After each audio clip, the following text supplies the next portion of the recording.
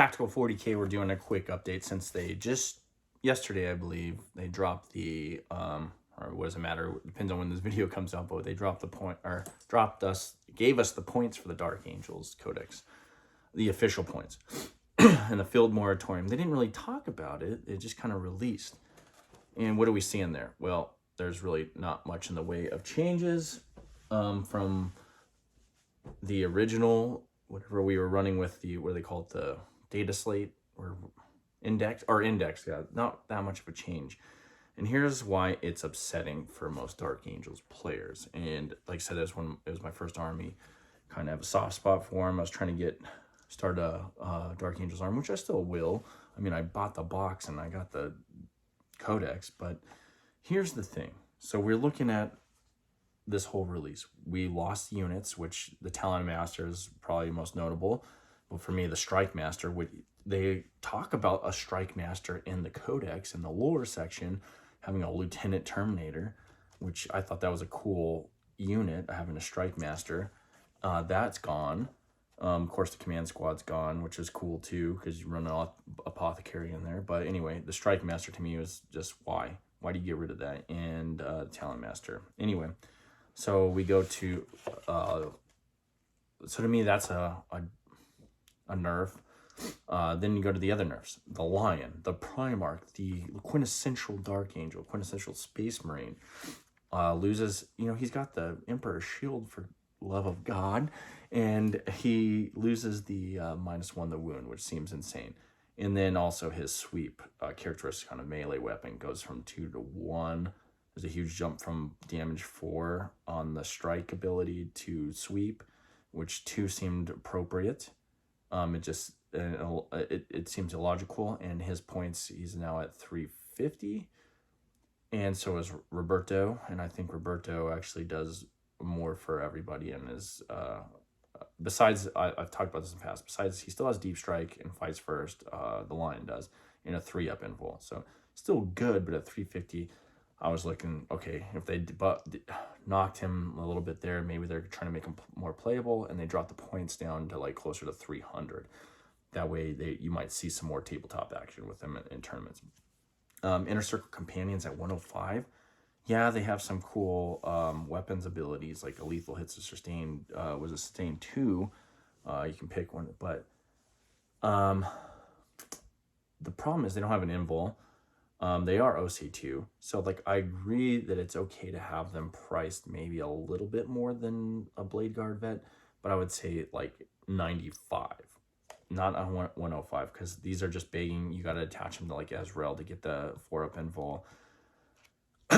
Otherwise, they're gonna just die like a cheap suit, right? But we go. Here's the one that really hurts is the Deathwing Knights. One, they got nerfed earlier in the edition by reducing their squad size, right? So they reduced the squad size to 5 instead of 10s because of people worried about that whole brick thing and -1 damage, which I like half damage over -1 damage, to be totally honest. Like it seems to work out better with the the Gravis captain has that, but -1 damage, okay, it's decent. When it's applicable, it's good. But anyway, so you got those. They're 5 and they're 235. So you're paying against against other Terminators. Let's talk about that. Like Deathwing Terminators are 190. You're paying an extra 45 points for what, a worse weapon essentially, because you got Power Fist, Chain Fist, power weapons you can put on the regular Terminators. Most people go with the Power Fist 822.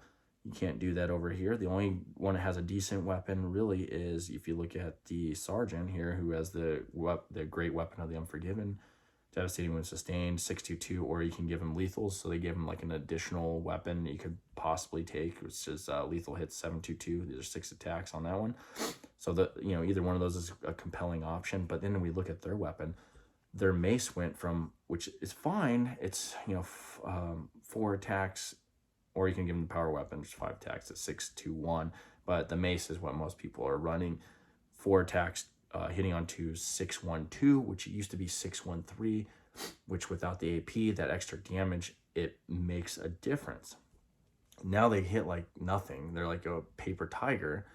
And they're really, I mean, you got a 2 plus 4 up, and then a 4 up invul, and then, you know, the damage thing, and then you got a 4 up feel no pain against mortals. Now, if they had like a generic feel no pain, like a 5 up, I would say 235 is cool. If you had a feel no pain just built into them somehow, but they don't.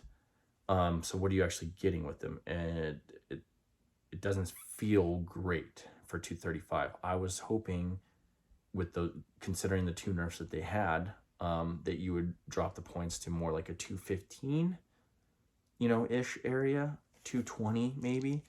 But just to reasonably price them, either way, you can only take at max 15 in 3 separate units. It doesn't make sense to me.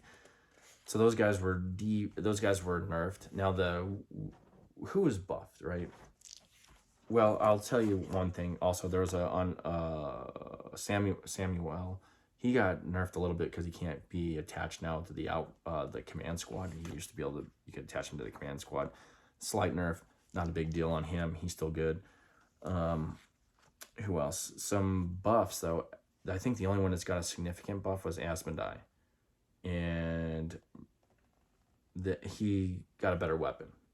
So he's got like his, however you pronounce them, whatever his melee weapon, it's got 2 strike and a sweep characteristic, 5 attacks, 2 up, or 2 hitting on 2s, 6/2/2, and then the sweep 8 attacks, 2 5/2/1.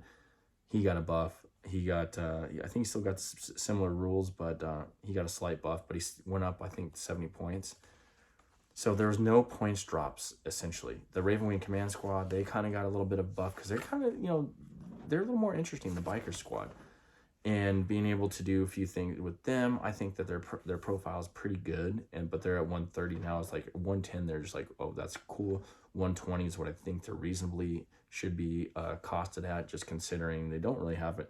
There's not really that much anti-tank or anti anything when it comes to like monsters and whatnot in any of this. I mean, you got maybe the Black Knights have a anti-monster and vehicle 4+. It's not that great, but I guess it's something. But in general, they just don't have that much. So they got a decent. They're still a decent unit at 130, and you're like, okay, well now you start thinking, oh, do you take Samuel or do you take this command squad that gives you some survivability because they have apothecary? Anyway, that is a little bit of that. There's one other thing I wanted to talk about when it comes to this this list. I am building a list, by the way, and I want to put inner circle companions in there, but I just haven't found a spot for them, to be totally honest. The models look cool, but I'm trying to make a combined arm force. Oh yeah, okay, this is the other thing before I go into my list. We'll probably have to go into that list another day. So another nerf. So we go to the Landspeeder Vengeance. Now, in what planet in 40k world, we're in 40k world, does a giant plasma gun is only damage 2 and then regular damage 1? I think that even plasma pistols on Inceptors have more damage output. Correct me if I'm wrong. Let me look that up real quick, because that's insanity. So let's look, because that's crazy. I'm gonna pull these guys up real quick because they have them in I guess they don't have them in the combat patrol anymore. But anyway, it's essentially the same as a plasma incinerator off of a Hellblaster, only it's a giant one sitting on top of a land speeder, and it's only damage 2. And I think it used to be damage 3, and then the regular profile non-hazardous was 2. So that's kind of, to me, is not good. Granted, it's D6+1 and they're twin linked. That's good, but the damage output just isn't that great. Now, do I like the land speeder? Yes, but that's not. I think they got it at 140. To me, that's a 125-ish, like a ball predator points cost at most. Excuse me. Okay, the other ones. You know what's compelling? I really like flyers. I like the flyers. I like the concept of flyers because we talk about combined arms list, just like a military combat or like a military profile, like how we do it in the active duty forces, where you want to a combined arms dilemma, which you want to put the enemy in, and having air assets is a great thing. But we look at, let's take just the Nephilim fighter, right? The Nephilim fighter to me is the most compelling one because -1 to hit against other flyers, -1 to wound as well.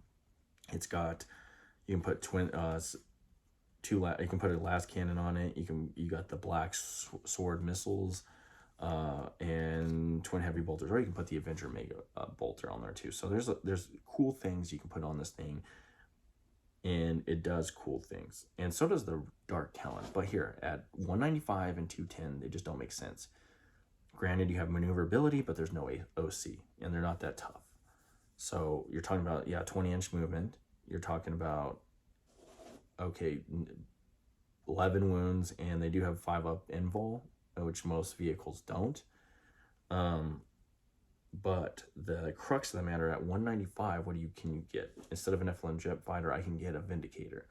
I can go down in points and get a Lancer. I can get a Whirlwind. I can do a lot of things. When you're talking about the Dark Talon, I go 10 more points. I can get a dang Repulsor Executioner. There's all this stuff that I can get instead. And we look at the Dark Talon. The Rift Cannon looks awesome, but D3 +1, 16-4-3. To me, it should be 16-4 damage, D3 +3 at the bare minimum. But that's just me at that points cost. Otherwise, these things should be, I say, Nephilim jet fighter should be 180, along with the same cost as most indirect, because you do get like a maneuverability buff there and some anti-fly stuff. So it's like, okay, it's filling that niche role just like those indirect assets are. So 180 seems fair. The Dark Talon to me is more like the 195 range, because it's not quite as good, but you get that maneuverability. It's not quite as good as like a Vindicator, but you can move better. It's definitely not as good as a Repulsor Executioner with all the guns that it has on there and the ability to carry people. But they do have the stasis bomb on that, where that's pretty cool. But at 210, it's hard to justify that. At 190, 195, 190 actually is probably the best for that. And the Nephilim jet fighter once at 175, 180, or around there. But anyway, that's my take on that. We'll just leave it there. I think this is kind of disappointing. I'm still gonna build a list because they seem fun one way or the other. I've got a pretty fun list built up that I'm putting together, but it's just kind of disappointing that they didn't do more with them. At least if they're going to keep the same points or whatever, just keep the same rules. So you have Knights with a damage 3 weapons. You have the Lion with his, -1 the wound and the 2 damage sweep. You have, and then either way, the flyers need to be readjusted, their costs. And then, I mean, that would be big right there.